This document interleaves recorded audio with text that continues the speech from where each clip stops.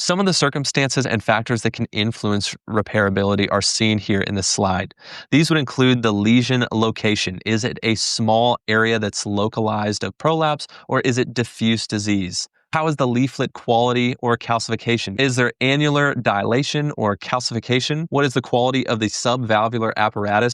What is the mechanism of MR, and is it one that is frequently amenable to repair or not? What surgical factors may influence a surgeon to perform repair versus replacement? And then a big factor is surgeon expertise and experience. Is a surgeon even comfortable performing certain types of repair, or are they one that may favor replacing valves because they're less comfortable performing more advanced mitral valve repair surgery? There's a good table that rounds out a lot of these considerations, and it is worth remembering that these are not black and white considerations. Really, we're going to try and remember what components favor a successful repair and what components may lead to an unsuccessful repair that would push us towards wanting to replace a valve. Let's look at exactly what some of those factors are that would make us favor repair or favor replacement. So, first factor favoring repair is posterior leaflet lesions less than 1/2 of the leaflet. Also, some things that are frequently amenable to repair are prolapsed or flail lesions.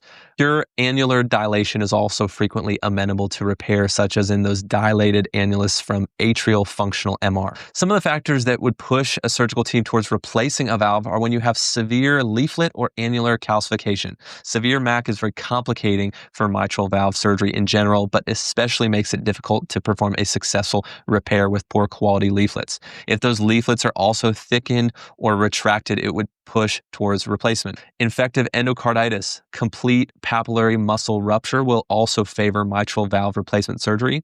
And then when looking at secondary ischemic MR, there are certain things you can measure as an echocardiographer that would indicate whether a successful repair is likely or an unsuccessful repair is likely.